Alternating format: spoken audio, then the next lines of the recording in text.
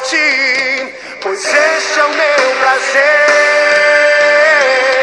E tudo que em minhas mãos ficar, o Senhor vai abençoar.